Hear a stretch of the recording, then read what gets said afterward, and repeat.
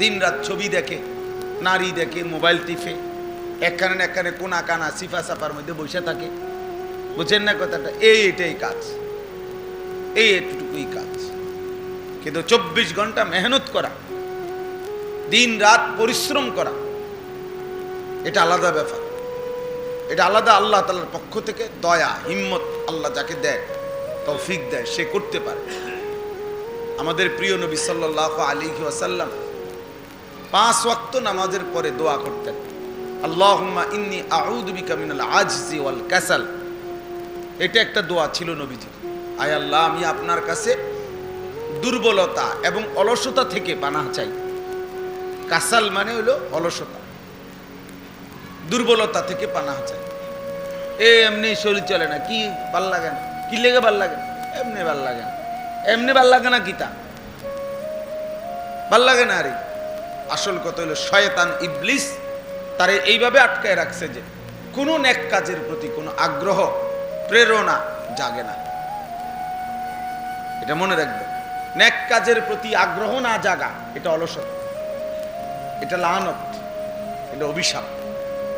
ওই ব্যক্তি বদনসিব যে যার কলিজার ভিতরে কল্যাণকর কাজের প্রতি প্রেরণা জাগে না, মন চায় না, আর কি মনেই আসে না, মনেই আসে। ওই জিন্দিগি অভিশপ্ত জিন্দিগি, অভিশাপ ওই জীবনের উপরে। গুনাহ করবার জন্য, গুনাহের জন্য এটা কোনো বিষয়ই না, সহজ। কারণ নফস তো চাই গুনাহ করাই, শয়তান তো চাই গুনাহ করাই, মনের চাহিদাই তো চায় গুনাহ করাইতে। কাজেই জোয়ারের সাথে ভেসে যাওয়া এত সহজ, সহজ না। মানে যেখান দিয়ে জোয়ার, এখানে একটা কিছু দিলে এটা ভাইসা যাবে দূরে, এটা তো একদম সহজ বিষয়। এটা আমনে হুঁদনের কিছু নাই, এটা আমনে কিন্তু ঠেলা দনের কিছু নাই। এটা এমনি জোয়ারের মুখে রেখে দিলে অটোমেটিকলি এটা কি হয়ে যাবে, ভাইসা যাবে। কিন্তু প্রতিকূলে, উল্টা দিকে, ভাটা যেদিকে, এই দিকে টিকে থাকা কঠিন, এদিকে কঠিন। এই জন্য আমি খুলনা সময় লাগাইছিলাম দাওয়াত ও তাবলীগে 40 দিন।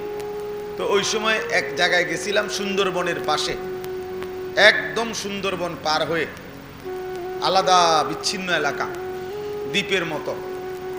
তো ওইখানে যেদিন গেছি আমরা, ওই দিন জোয়ার ছিল। তো ওই দিন ট্রলার দিয়ে যাইতে যতক্ষণ লাগছে, আসবার দিন যখন 3 দিন পরে আসছি তখন ভাটা ছিল, তখন তার চাইতে প্রায় 3-4 ঘন্টা সময় বেশি লাগছে আসতে। তাহলে বোঝা গেল প্রতিকূলে আসাটা কঠিন।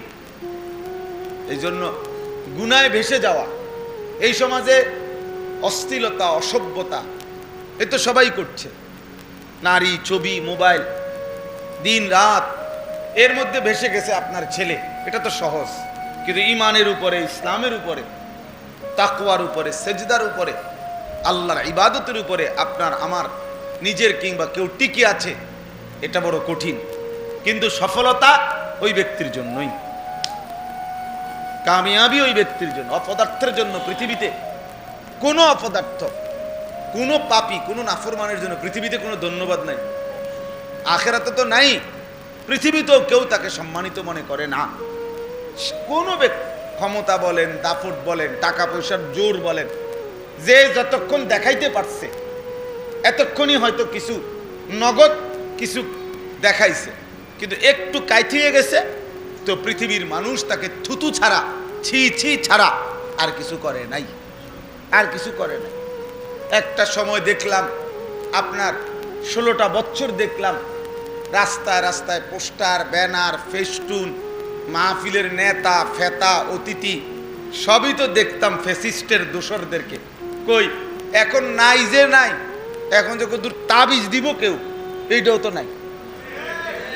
কেউ যদি বলে একটা তাবিজের লেগে যদি কবিরাজে কয় যে অমুক খান থেকে কত অনুমান আনতেইব, এমনও তো পাইতো না। তো এরা একসাথে হারাই গেল কেমনে, এখন কই?